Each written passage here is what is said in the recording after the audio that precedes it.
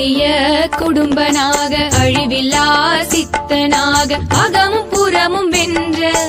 ஆசிவக ஐயனாக மெய்ஞானம் பெற்று வந்த மருத நிலக்குடி வேளாண் விஞ்ஞானம் கற்று தந்த மூத்த தமிழ்குடி ஏறும் போரும் எங்கள் வாழ்வடா எமக்கு இடையே உலகில் யாரடா